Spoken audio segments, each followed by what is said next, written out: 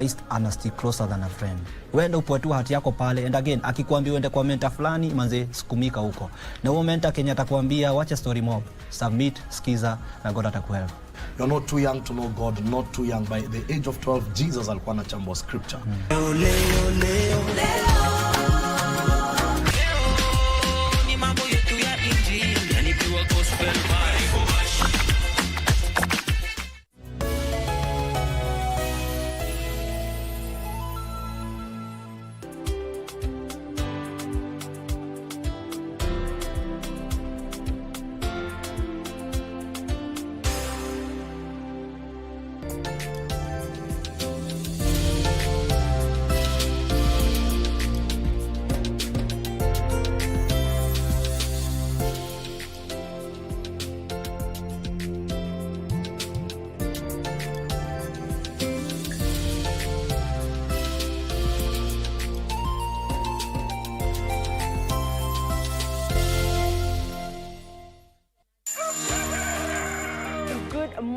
Good morning. Good morning, Kenya. Wake up with Good Morning Kenya, the morning show that's got it all. We dive deep into issues shaping our country. Youth are a voice of a nation. What is the next step for the young people? Unpacking political landscape from Monday to Wednesday. We discuss family matters. It is very important to guard your relationship. And for your health. Someone doesn't wake up and they become an addict. It's in stages. We've got you covered each and every Tuesday at 9 a.m. Every Wednesday, it's all about The Viewpoint. A day in politics is like 1,000 years. Unpacking the biggest stories of the week, getting you insights and getting you ready for your day. And the package is not yet done.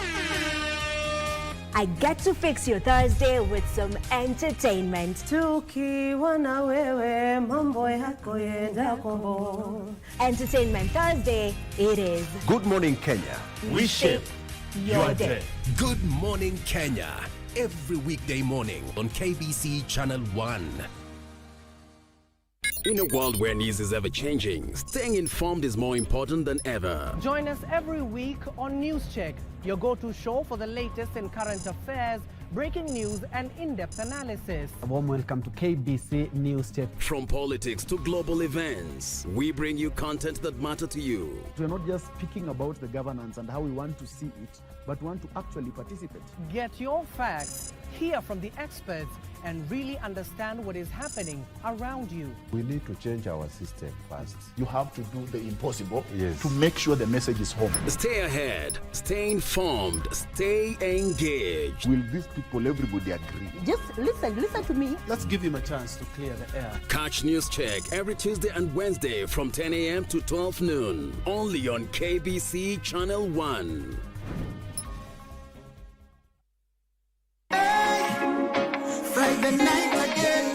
Greetings in the name of the Most High, Jah Rastafari. My good name is Marley Moses, the positive warrior, alongside... Yes, sir, DJ D-Rage, the baddest. Each and every Wednesday from 10 p.m. on KBC Channel 1 TV. Tunakuletea the biggest reggae party in 254 in a yard extra. Extra niceness of reggae music. Extra dose of entertainment. When the thing is nice, we have to do it twice.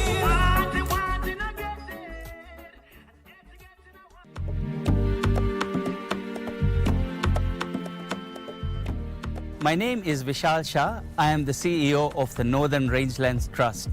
In the late 80s, 90s, there was a lot of poaching in the country and we nearly lost our rhinos and even the elephant. That's where the movement started. The founders realized that we got to make communities part of the solution to saving the wildlife.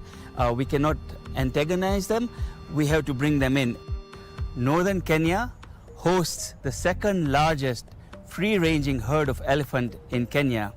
And it is communities that protect these elephants and make sure they're not poached. So you could find the elephant that leaves Meru National Park and we can travel all the way to Marsabit National Park, all the way to Sibiloy and back.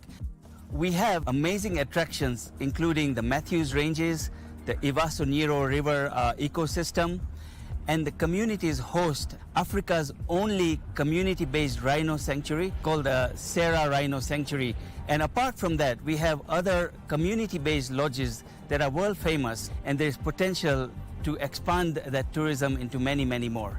We work very closely with the government to make sure that the wildlife is secured, so there is a great product for our visitors to see. Tourism has amazing potential to earn more income, not only for the government, but for the communities. Communities themselves earned more than 150 million shillings from tourism income, and more than, I would say, 10,000 visitors to northern Kenya. We work very closely with the government to make sure that the wildlife is secured, so there is a great product for our visitors to see. My commitment to visitors who come to northern Kenya is that they will have an unforgettable experience. They will want to keep on coming back to experience the magic of northern Kenya.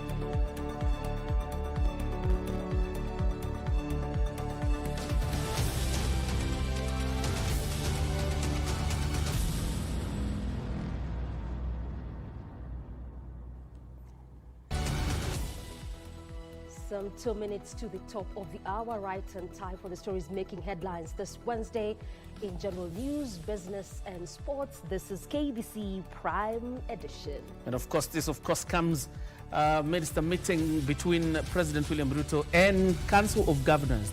And you need to just take stock of what needs to be done in terms of furtherance of that relationship between the national and county governments. Most importantly, the president has defended the deal signed between Kenya and the US, saying it is the cleanest deal ever. We have details lined up for you tonight. But before then, the highlights.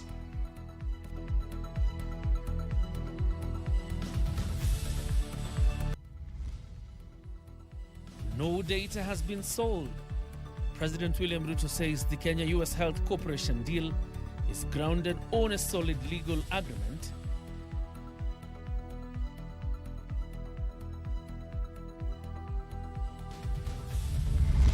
Happy that as a result of your mission or your work, you are succeeded. Commending brevity and professionalism. Interior CS Kipchumba Murkomen hails Kenya police officers back from troubled Haiti.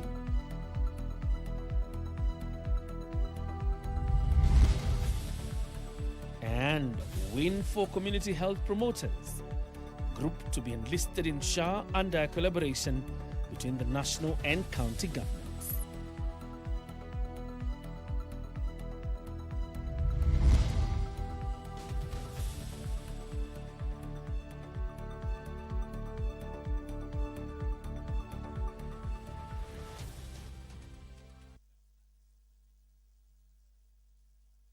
Many thanks for choosing KBC Channel 1 to inform you tonight. I'm Doreen. Arange Lusimora is our sign language interpreter. And my name is John Jacob Kioria. You're very much welcome to this broadcast. To start us off, President William Ruto has defended the health deal he signed with the United States of America last week, saying it will transform the health sector over the next 5 years. Speaking during the National and County Government Summit at State House, the head of state also dismissed as baseless propaganda allegations that the government had traded off Kenya's health data to foreigners.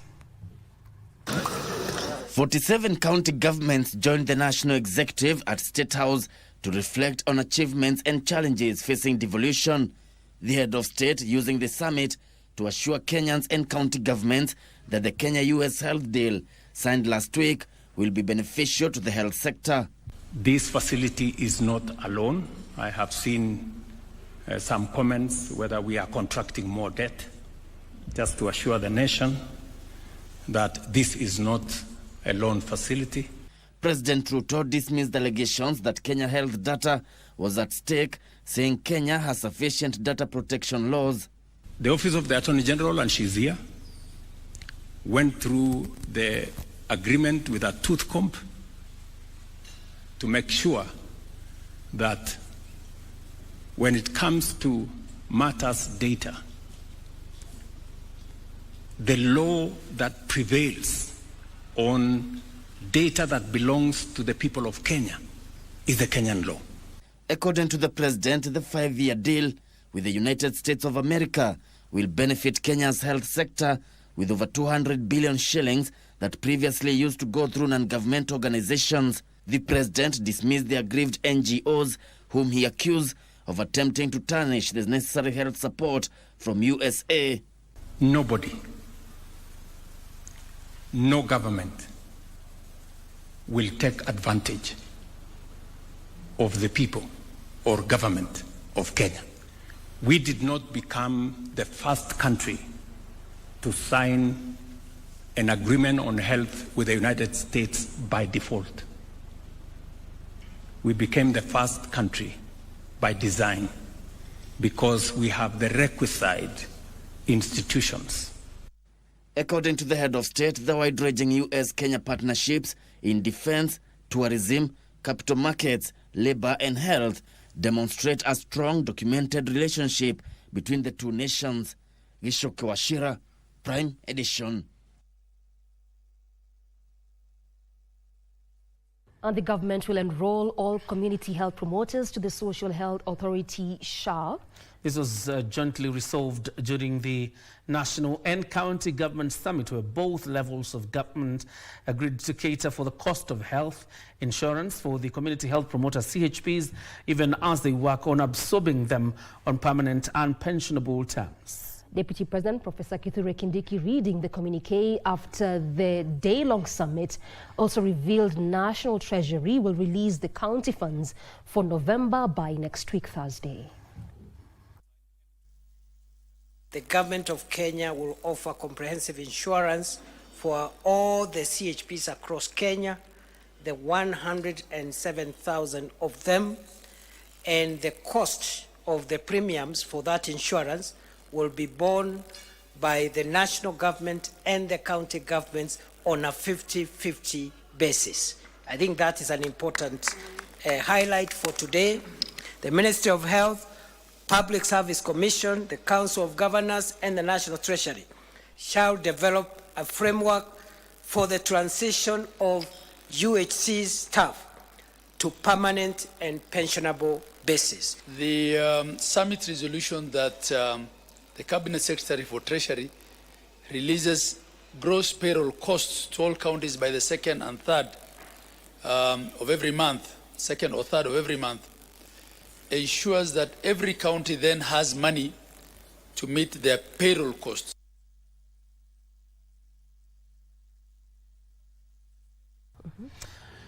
On security matters now, the government has loaded Kenyan police officers who served in the troubled Caribbean nation of Haiti under the multinational security support mission, saying they exceeded expectations despite early criticism and widespread misinformation surrounding their deployment. The officers who are back after completing their tour of duty were part of the first Kenyan contingent deployed to Haiti in June 2024. The Interior Cabinet Secretary Kipchumba Murkomen, who had breakfast with the officers in Embakasi's Administration Police Training College, commended them for maintaining discipline, professionalism and upholding human rights standards while operating under challenging conditions. After 18 months in the front lines battling gangs in the war-torn Haiti, more than 200 Kenyan police officers who were deployed as the first contingent deployed to the Caribbean nation are back in the country. Speaking at the welcoming ceremony in Embakasi, Interior Cabinet Secretary Kipchumba Murkomen noted that although initially met with doubt and misinformation, the officers proved their professionalism and resilience, restoring order and protecting critical infrastructure, giving the Haitian people a chance to rebuild their lives. I'm happy that as a result of your mission or your work, you are succeeded, and not just succeeded, exceeded expectations. You carried our patch with integrity, dignity, upheld values far from home, and demonstrated the spirit of Kenya, untainted discipline and compassionate. This is a total professionalism that is portrayed and practiced by the National Police Service. How they worked, how they delivered their mission professionally with a lot of sacrifice and resilience is something that we can pride on and we can adopt as the National Police Service.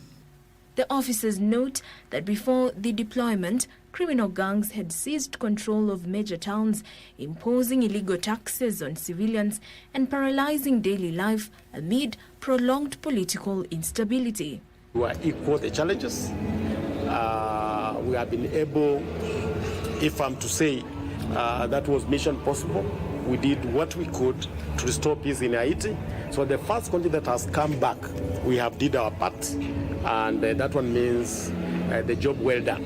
I'm very happy to be with my family and friends, especially into my country after that long time with a tiresome job where you will only think on how to survive. Inspector General of Police Douglas Kanja announced that the returning officers will be honored on Friday during the Jamhuri Day celebration. You will join that parade on Friday, sio?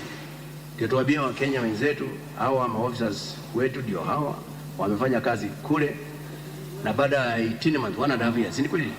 You are back, sound, strong and ready to serve our motherland.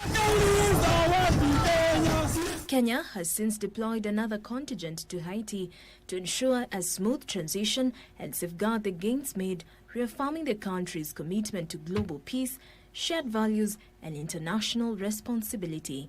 Jacqueline Masharia for Prime Edition.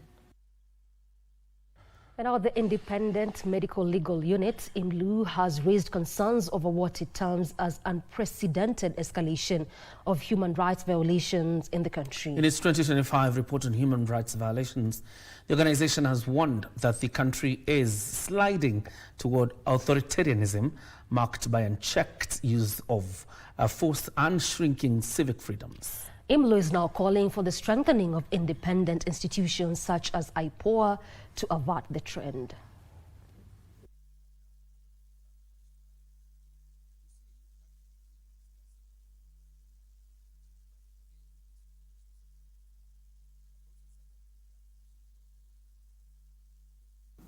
Between January and December 2025, Kenya experienced a disturbing rise in 1. State repression, oppression of citizens and suppression of voice, excessive use of force, targeted attacks on civil society, on journalists, on activists, on human rights defenders. We take note that youth and peaceful protesters were charged under anti-terrorism legislation, undermining constitutional rights and due process. IMLU urges the government of Kenya, oversight institutions, and international partners to immediately strengthen the Independent Policing Oversight Authority, which is IPOA, investigative and arrest powers, safeguard the provisions of the Constitution, in particular the rights to assembly, association, movement, expression, and political choice.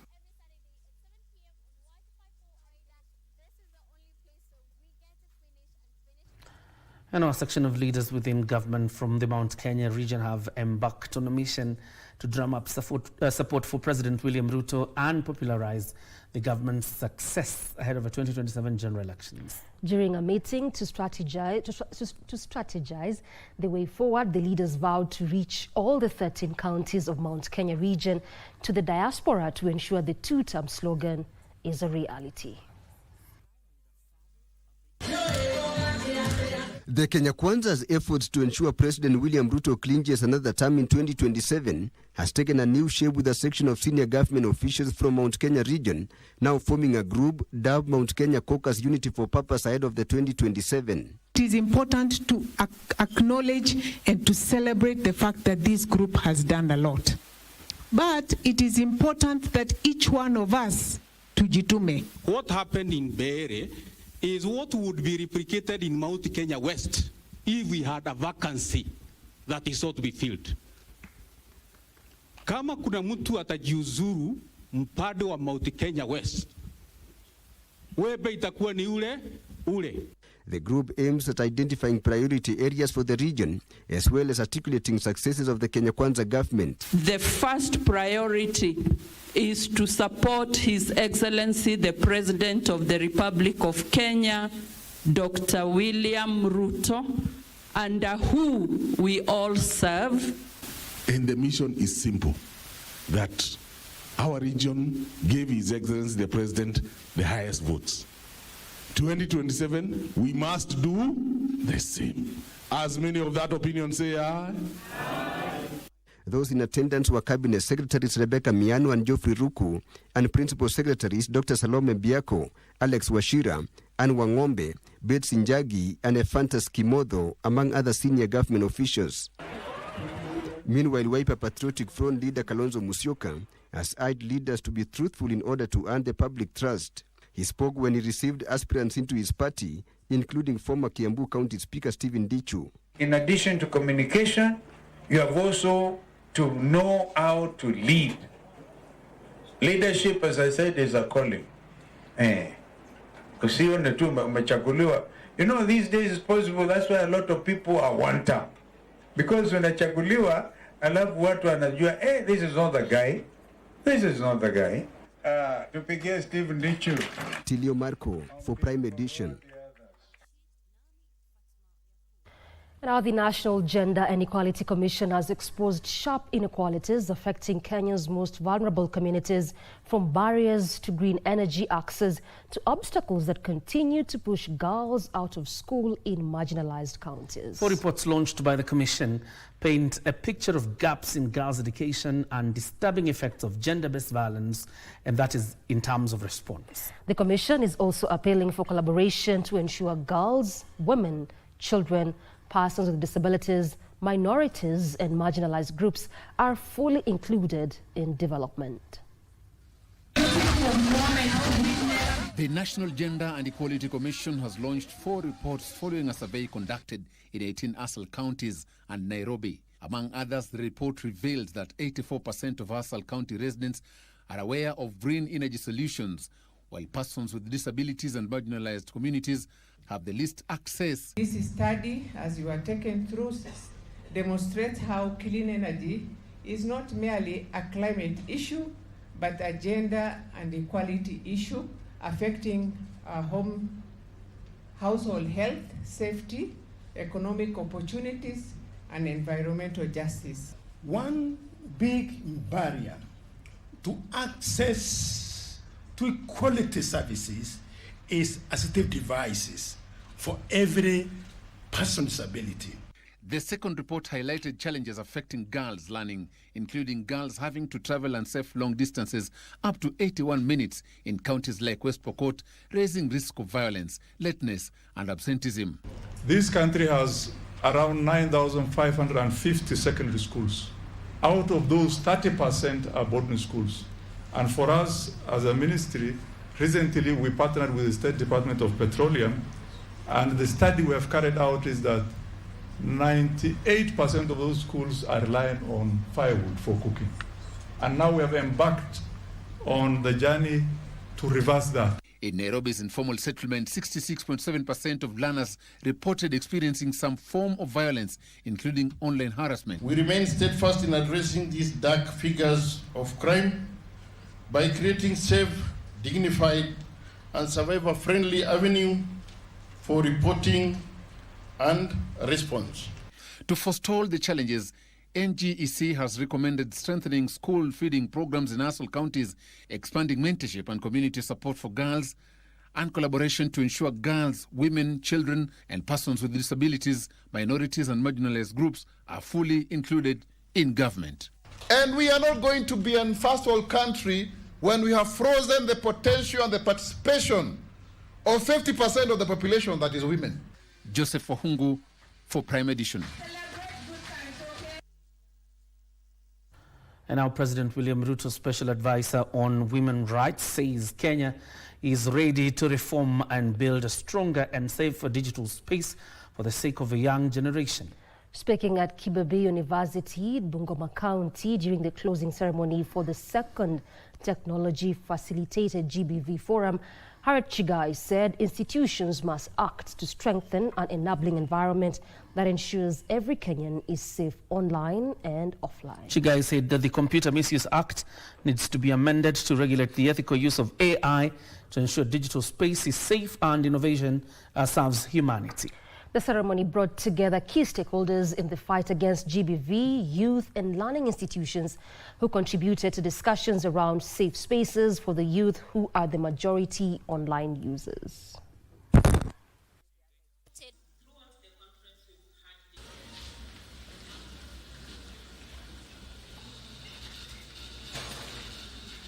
Gender equality and inclusivity must be the foundation of Kenya's digital future. May our actions speak louder than our words. Our online spaces, we need to strengthen digital resilience and ensure that every young person, especially young women, can navigate the digital world safely.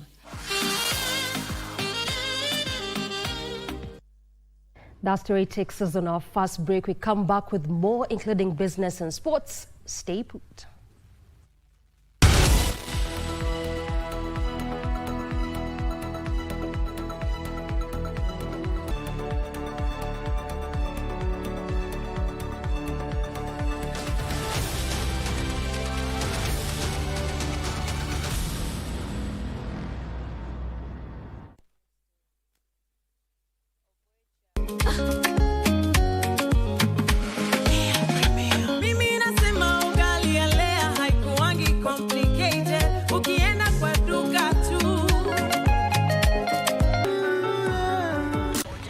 I did something stupid. Really stupid. The only thing I can do now is to pray to the Almighty and face the consequences. Yeah. I could swear some things that should be there are missing. What are you hiding, Lucia? Do you know about something? Are you hiding it too? I'm not hiding anything, Aunt Rebecca.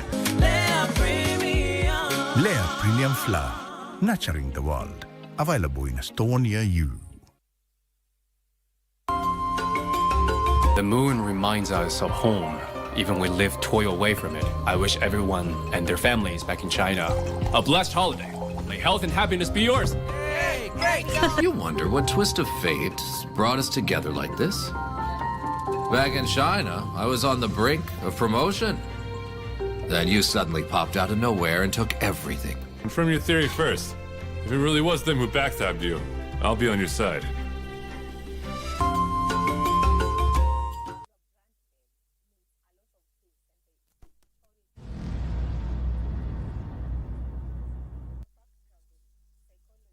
Welcome back. You're watching a Prime Edition. Now, the government has put on notice politicians interfering with development projects by trying to influence who gets which construction tenders. Deputy Chief of Staff in charge of delivery and government efficiency, Eli Dowalo, said politicians were lining up to either influence or blackmail the contractors to give them money, especially for projects domiciled in their region. Achola Simon has a report.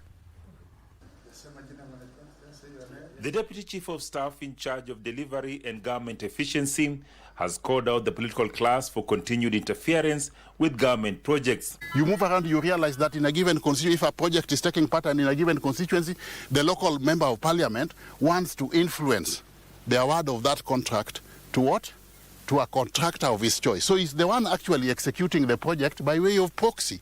Owalo said politicians were either lining up to influence who gets which tender, especially in their areas of jurisdiction, or lining up to get money from the contractors. We are witnessing a situation where at times government has met its part of the bargain by defraying what is due to contractors based on certified certificates. But the projects end up stalling because the money is paid to the contractors are siphoned out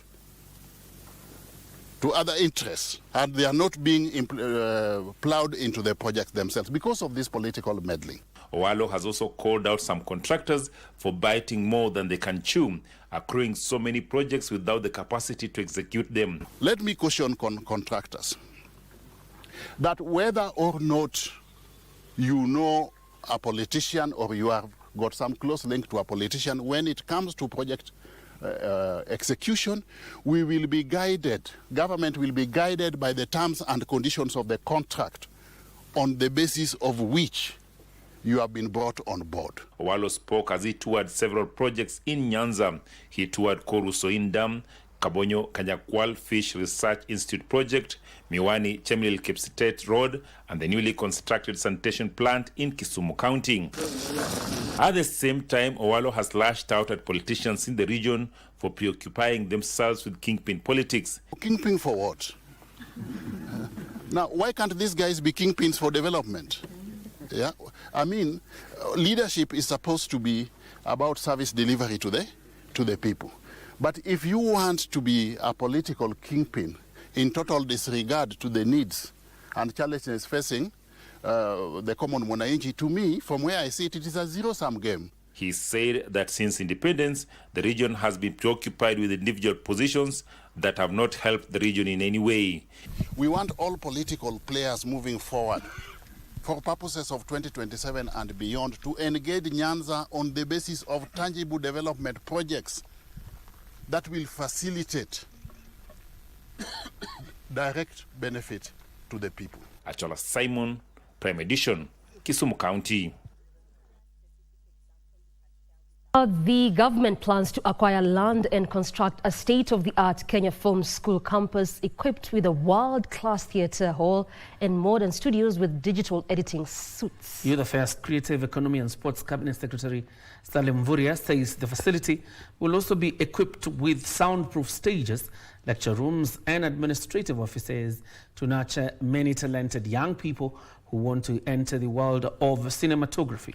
Mvurya, who presided over the 4th graduation ceremony of the school at Kasarani Sports Center, said the Kenya film industry was growing, challenging young people to take up the opportunity. The 94 graduates who are living with filmmaking-related courses have been challenged to use the hands-on skills gotten here to find opportunities in the evolving market of storytelling and the cinema world. At the Kenya Film School grounds,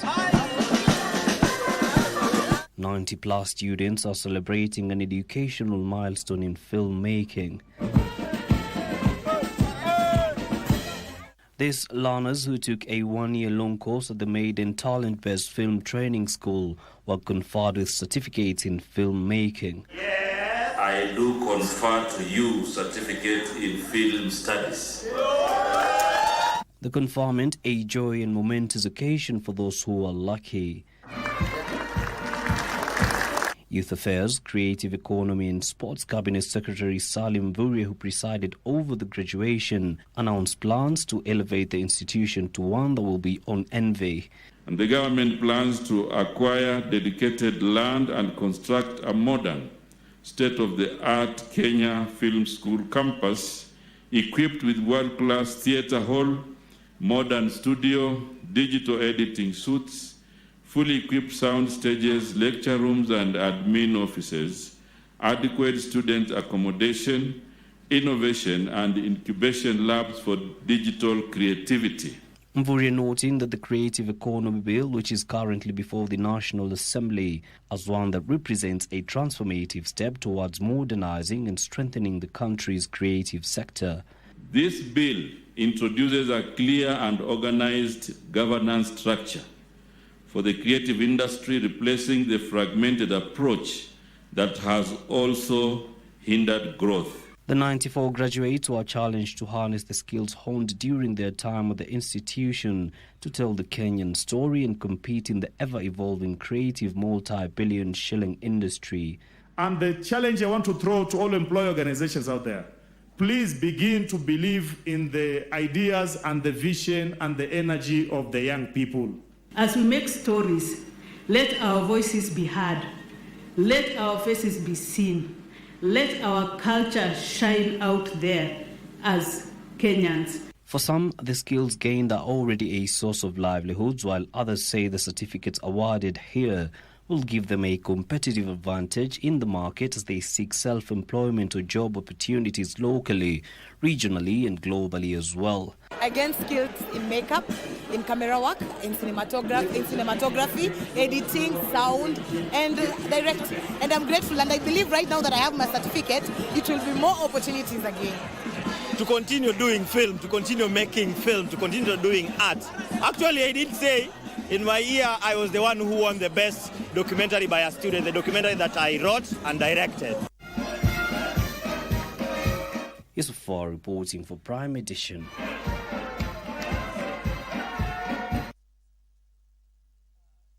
And now to some sad news. The late journalist Festus Amimo, who until his death headed the Kenya Broadcasting Corporation's Atholuo FM station at his Radio Mayenga, will be laid to rest on Friday the 19th of December at his ancestral home in Awasi of Kisumu County.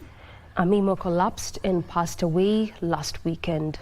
A fundraiser to support funeral arrangements will be held on Monday, the 18th of December at the All Saints Cathedral from 6 p.m. Contributions to support this initiative can be sent through paybill 8004687 with your name as the account. Friends and colleagues in the media fraternity are still coming to terms with the sudden death of Festus Amimo, the head of Mayenga FM, a KBC the Luo language radio station. Amimo was widely known for hosting the popular breakfast talk show Gari Mokinyi and for his service as the chairperson of the Luo Journalist Association, Jofiambo. His colleagues described him as a hard-working and dedicated broadcaster and a warm, people-oriented professional.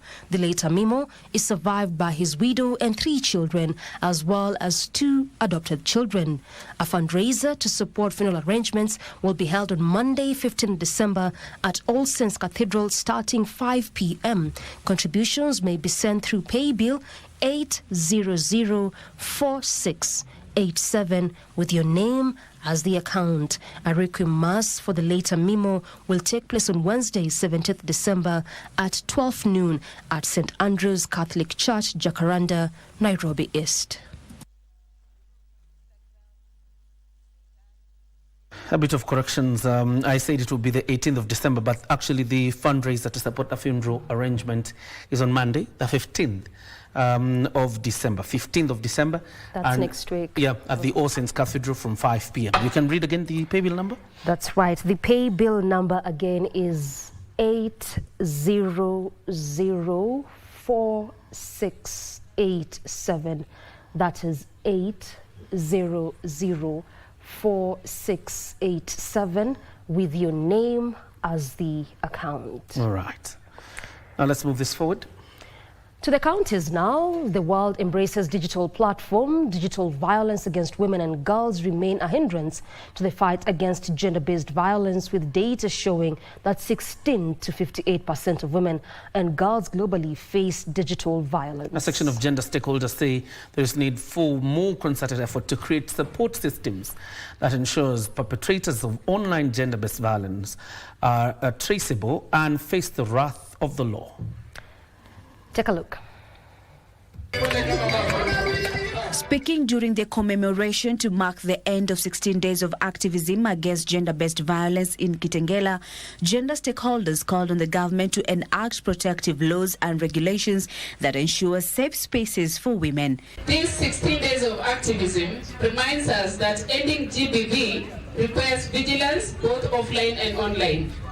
Every individual has a role to play in making the digital world safe for women, girls, and vulnerable persons. And Nyanza Regional Commissioner Flora Moroa has assured residents of their security during the festive holiday after emergency response centers were activated in the region. Nyanza region to cooperate with the security agencies because security starts with all of us, and we wish to call them to cooperate with the security agencies so that we can have a secure Christmas and a secure New Year as well.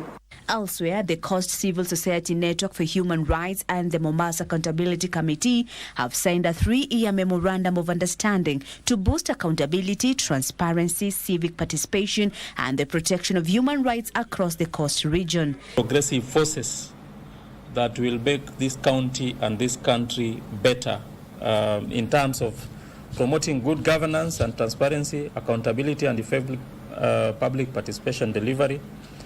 We want to promote, protect, and advance human rights and social justice across the region, and to strengthen advocacy initiative among the two coalitions. In Kakamega County, residents of Huisero constituency who had lost their legal documents have managed to replace them after the Huduma Center, in collaboration with Huisero CDF, brought the services to the village level. We have ID services, birth certificates and dates services. We have SHA services, and also we have first-time application of IDs. Meanwhile, residents of Wundanyi in Taita Taveta County have joined hands with the Agriculture and Food Authority in a major tree planting exercise aimed at boosting forest cover and fighting climate change. We are here at Iyele Forest in Taita Taveta County to do the tree planting program, which we target to do 1 million trees this year. So far, we've come with 40,000 seedlings, which will be, we've planted 20,000 today, and tomorrow we'll be doing another 20,000. Kenya's ambassador to Australia, Dr. Wilson Kogo, has called for partnerships between Australia and the Kenyan education sector, which will help equip learners with skills that meet international industry standards.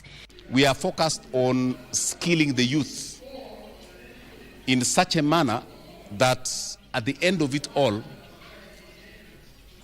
the training that is here in Kenya can resonate very well with the needs of Australia. Finally, the Principal Secretary for Technical and Vocational Education and Training, Esther Moria, has reaffirmed the government's commitment to invest in vocational training and impact learners with skills needed for the job market. Are at the verge of wanting this Kenya to go to the next level of development. And what is going to take this country to take our country to the next level of development is skilling our youth, because it is about the skills that we are going to depend on to take this country to the next level of the development. The PS was speaking during the graduation of over 3,000 learners at Bungoma National Polytechnic. Kasichana Masha, Prime Edition. Joshua Mwimi, widely known as Brigadier Mwimi, already facing charges in a high-profile fake Kenya Defence Forces recruitment scam, is now facing fresh allegations of defrauding a Nairobi resident, Brenda Otieno, of 610,000 shillings. The alleged fraud reportedly took place on October 31st, 2025 in Kilimani. Chief Magistrate Adolfina Alego, who presided over Wednesday's hearing, granted Mwemi a 500,000 shillings bond or 100,000 shillings cash bill. The pre-trial hearing is scheduled for January 12th, 2026. Mwemi has previously been charged with defrauding multiple victims by claiming he would secure them employment in the Kenya Defence Forces. We are not opposed to bonds. For this one, we are praying for 2 weeks for pre-trials. Or a cash bill of 100,000 plus 2 contact persons. You'll have your pre-trial on the 12th day of January 2026.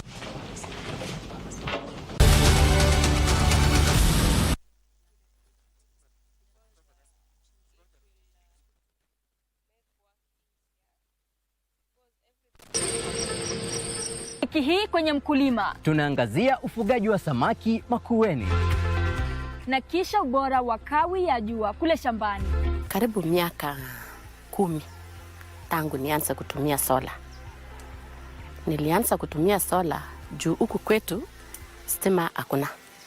Stima tumeomba stima tupate. Tukaamulia sola. Ungana nasi Jumamosi saa 10:30 hapa KBC Channel 1 kwa mseto kamili wa kilimo.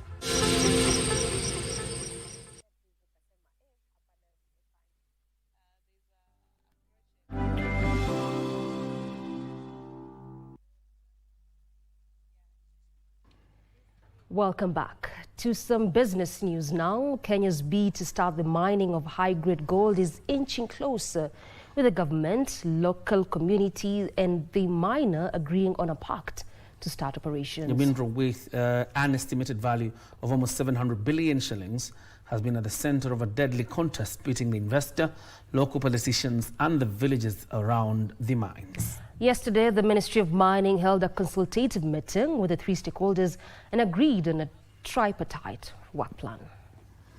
Also yielded a joint communique between the Ministry of Mining and the County of Kakamega, including Kakamega County Artisanal Mining Committee, stating the need for adoption of a structured approach to the proposed Shanta Gold project to ensure it secures the interests of all stakeholders. We have agreed with the governor and the leadership and the member of parliament, the MC and the speaker and the chair of the artisanal mining in that area, that number one, we shall ensure that there is going to be a win-win situation. Nobody, and I want to be very clear, at whatever level, nobody will be sacrificed for the benefit of another. We have discussed so much around artisanal mining, and I want to assure all the artisanal miners, wherever you are, the government really cares for us. It was also agreed that the adoption of a unified communication strategy on the proposed project to relay factual and timely information about the project to the public is essential. Sisi kama viongozi wa Kakamega, kwanza kabisa tunaunga mradi huu kwa sababu utakuja kufaidi watu wote wa Kakamega, wakiwemo pia wale ambao wanamiliki ardhi zetu.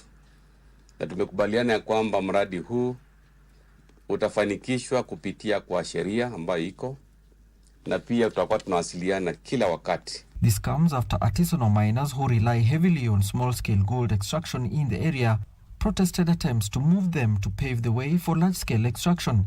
As we condole the loss of the lives in Kolomani, we also want to see how do we work together to ensure it doesn't happen again. And the way to do it is to manage them properly. Shanta Gold Kenya Limited estimates that 1,270,380 ounces of high-grade gold will be extracted from the Isulu and Bushiangala locations in Kakamega's Ikolomani constituency. The company said in October that it had also applied for NEMA approval to start a 17.7 billion shillings mining project in Siaya's Ramula, East Game and Mwivona in Vihiga County. Alanauko, Prime Edition.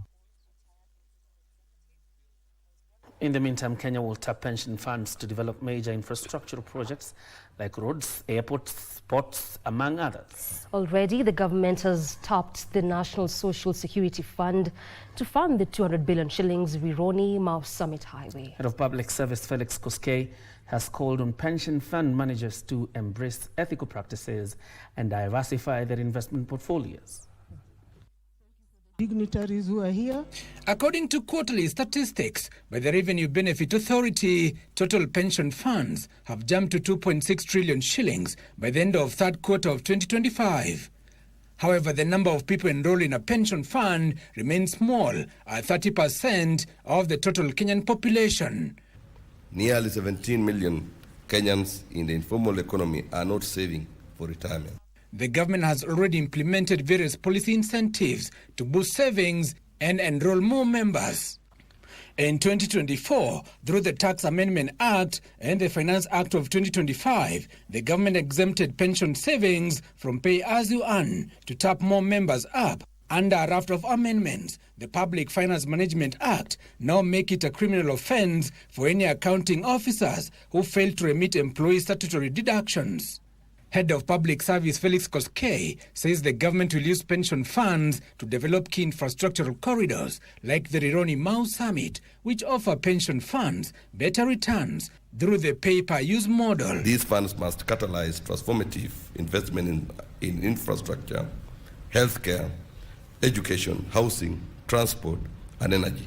Public-private partnerships offer a viable vehicle to achieve these while safeguarding returns for pensioners. So it's good to see that the Teleposta Pension Fund already built Teleposta Tower, which is actually a huge asset, which you're trying to liquidate. And it's an example of how you can actually protect long-term funds by actually investing in infrastructure. This initiative will not only benefit members of the Teleposta pension scheme, but will also enhance government's broader strategy in optimizing public assets. We intend to move with speed. We will engage strategically to secure value from these properties. Speaking during the Teleposta Pension Scheme Annual General Meeting, the head of public service urged pension managers to embrace ethical practices in the management of pension funds to boost confidence in the sector. The establishment of the Retirement Benefits Authority and enactment of the Retired Benefits Act has brought professionalism, discipline, and transparency to the sector. What is critical to this pension scheme is sustainability. To ensure that we have a sustainable pension fund that can support properly all the pensioners. Giverson Minor, Prime Edition. And we appreciate the time that he has given us. Moving on, the government is set to release the much-awaited National Wildlife Census, which will inform key decisions in wildlife management. The exercise, which has been ongoing since last year, is expected to offer more insight into Kenya's conservation journey, the impact of climate change on wildlife, and the investment needed. The government is also expected to launch the Tourism Manifesto and a new Magical Kenya campaign, signaling continued commitment to advancing Kenya's tourism, wildlife and MICE sectors. Speaking during the ongoing Magical Kenya Week of at the Kenyatta International Convention Centre, the Kenya Tourism Board Chief Executive Officer June Chepkemei underscored the need to expose young people to diverse opportunities within the sector.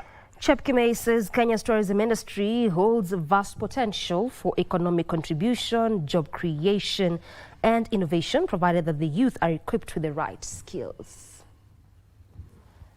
Tumelan vitu mingi sana na mi kitu moja nimekuja kugundua ni tuko kwa street tunapiga picha but we don't have the information.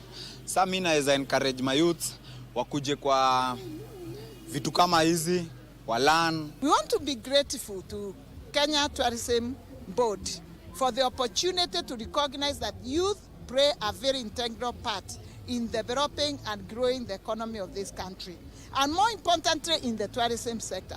And the reason for focusing on the youth, I'm very impressed, is because they are digital savvy. The tourism is all digital driven. Our target is to train 200 young people in tourism entrepreneurship, build their capacities to be able to get into a franchise, to either do ticketing, hotel reservations, and all other touch points of tourism that they can monetize. And from the training and the mentors who have already agreed to take up these young people. The number of audited buildings dropped sharply in 2025, with the National Building Inspectorate auditing less than 400 buildings. This is a major drop from the more than 20,000 buildings that were inspected by the agency. The Architectural Association of Kenya says that close to 90% of all the buildings that were inspected failed the integrity test or approvals. This emerged during the release of the Status of the Built Environment Report 2025 by the association. AAK President George Ndege says the findings highlight a sector grappling with weak oversight and widening planning gaps, even as the construction continues to play a central role in the Kenyan economy. The association is calling for urgent coordinated reforms, including stronger enforcement of building standards and faster implementation of county spatial plans. And we're able to push, I think we can miss out on something. So it's very important for us to say that where are we? What are we doing? And is it possible that we are actually on track? And we want to tie these issues of, one, lack of professionalism to the issues of the snag at the development control level in terms of how the counties are approving and how they are monitoring the process of construction. And a lot of times when you have a snag where development control is a bottleneck, then it means people will find a way around it. If it's going to take me longer to get to approval, then I'll go and build myself. And I can tell you the statistics that we have doesn't mean that people are not submitting for approval. Nairobi's decline in revenue does not mean that less people are building. No, it just means people are finding other ways to go ahead and build. To thank Keta for making this possible.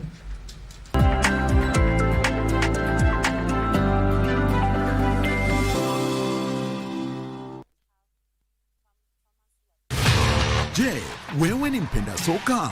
Na je, wajua kuwa KBC mwenzio wako wa dhati michezoni anakujali? Ndio maana KBC Channel 1 hukuletea taarifa na uchanganuzi wa soka. Kafu ndio wamechukua usukani humu nchini, barani Afrika na ugaibuni, ikiwemo EPL, Serie A, Bundesliga na ligi zingine. Mashabiki pia hutuzwa kwa kujibu maswali kuhusiana na soka. Swali letu la leo. Haya yote ni kwenye kipindi cha Dunda Dunda kwenye KBC Channel 1 kila Ijumaa kuanzia saa 5 asubuhi hadi saa 6:30 mchana. Nawahimiza Wakenya waendelee ku-watch Dunda Dunda show. KBC, mwenzio wa dhati michezoni.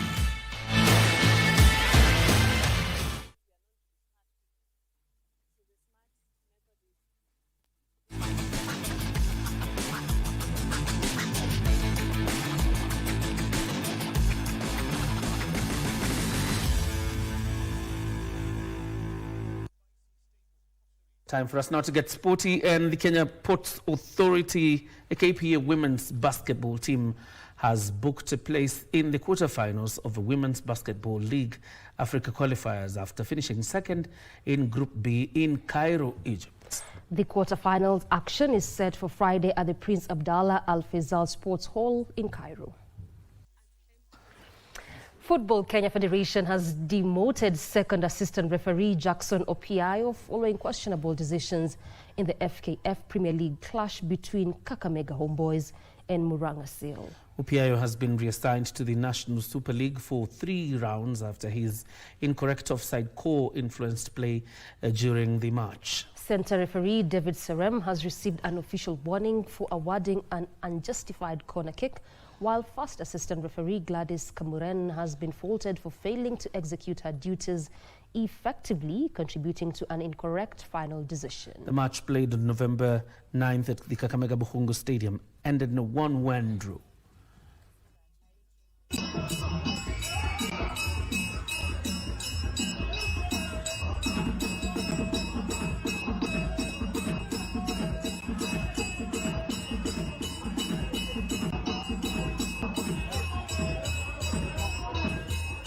And I hope some of these decisions can actually be replicated in the EPL. Michael Oliver should be a candidate. But anyway, moving this forward, the Football Kenya Federation FKF has signed a memorandum of understanding with Asakuru Football Academy, launching Kenya's first fully residential high-performance system dedicated to youth national team development. The partnership is designed to address long-standing gaps in youth football structures by creating a coordinated long-term pathway for talented young players nationwide. Beginning this December, Football Kenya Federation and Akakoro will jointly scout the best 2011 born players across 5 regions, with the top performers earning full scholarships to join a comprehensive residential program at Akakoro's 25-acre academy in Homa Bay. Kenya has world-class talent, and we have the only thing that we have lacked is proper structures. Today, through this MOU with Akakoro, we begin correcting the gap in a way that is both historic and transformative. The program integrates CBC-aligned education, elite football instruction, sports science, modern analytics, and holistic personal development, providing a structured high-performance environment tailored to international standards. Our goal is ambitious. We want to see Kenya under-17 qualify for the FIFA Under-17 World Cup in 2027. But let me be clear, the most important thing about this project now is the legacy. Selected players will be integrated directly into FKF's Under-15 to Under-17 national team pathway, forming the foundation of a cohesive squad preparing for the FIFA Under-17 World Cup 2027 in Qatar. Frederick Moki for Prime Edition. National men's netball team started their Africa Netball Cup campaign on a sour note after losing 28-37 to Eswatini in a match that was played at Griffin Sayenda Sports Complex in Lilongwe, Malawi. The Eswatini team has now advanced to the semi-finals of that tourney.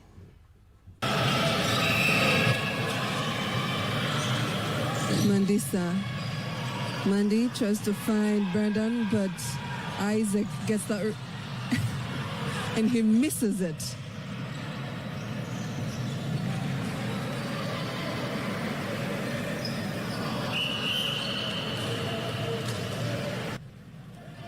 And makes it count. Kenya center pass.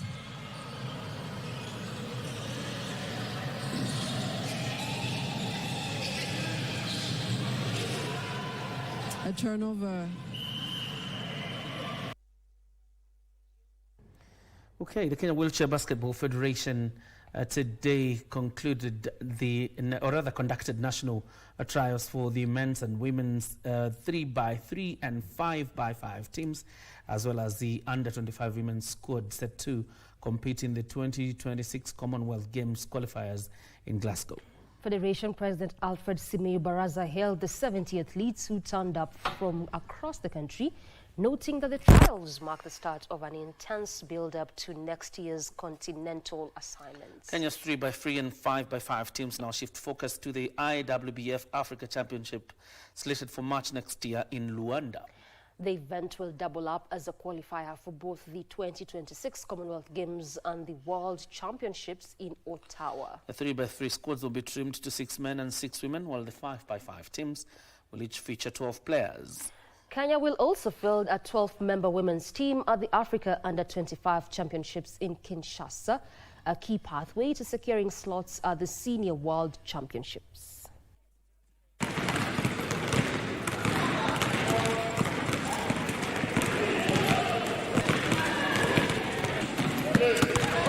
Na vile pia tuko naenda kuchagua senior men and senior women team ya 5-on-5 ambayo pia itafanyika pale Angola vile pale mwakani.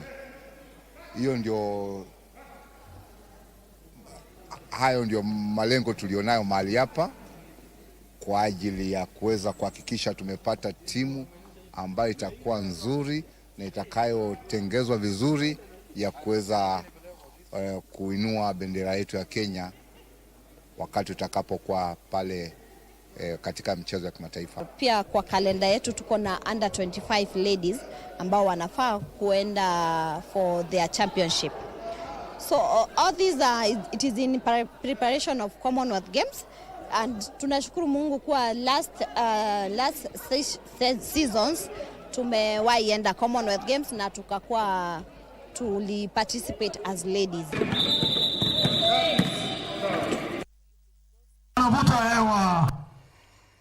South Sea Rangers and Akiba FC advanced to the quarterfinals of the 2025 edition of Abbas Halif Football Cup after claiming wins in their respective matches. Rangers claimed a 3-1 win over Steplink, while Akiba edged Juakali Makadara 1-0.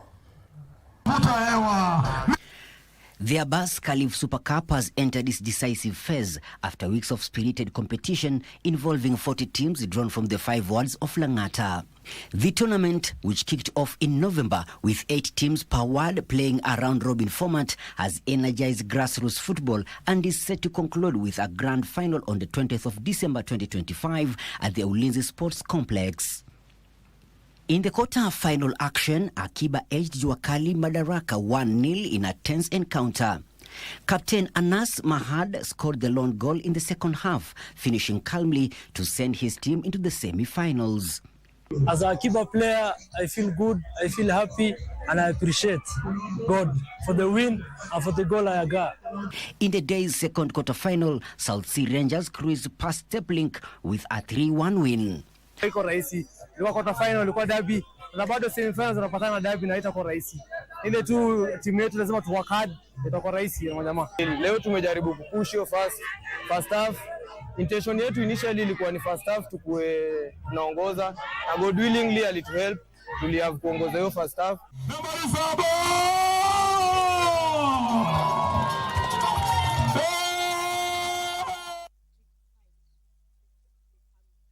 Liverpool bounced back from a damaging night, really, a damaging row with Mohamed Salah by beating Inter Milan. Slavia Prague 3-0, while Marseille beat Union Saint-Gilles 3-2. You know, 9 matches. Dropping it up toward Kudus. That's gone again.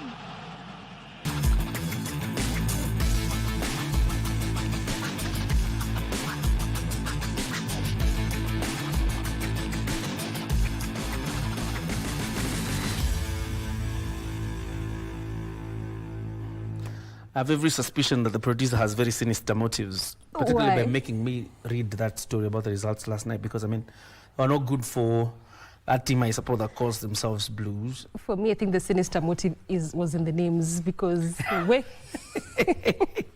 have to close at this point.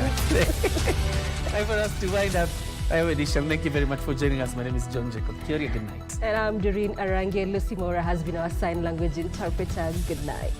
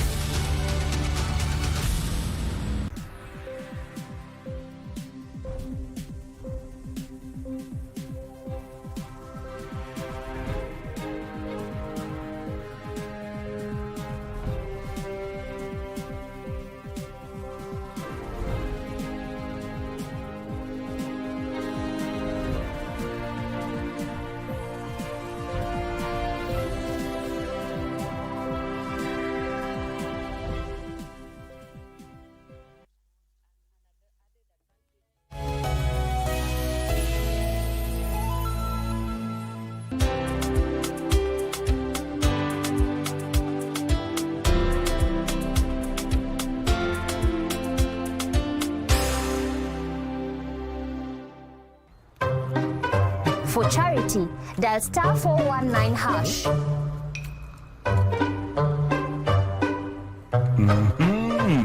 Nakuona.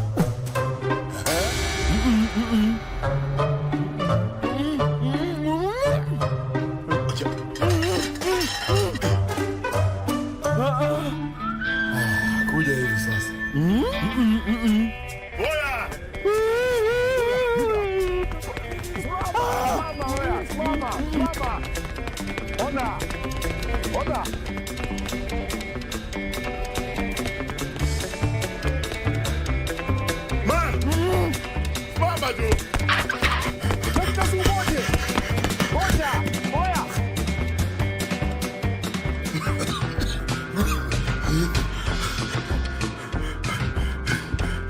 What is wrong? What is wrong? Buddha! Siku umedial *419 hash. Shika.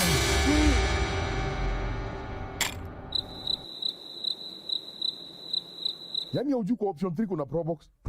Probox.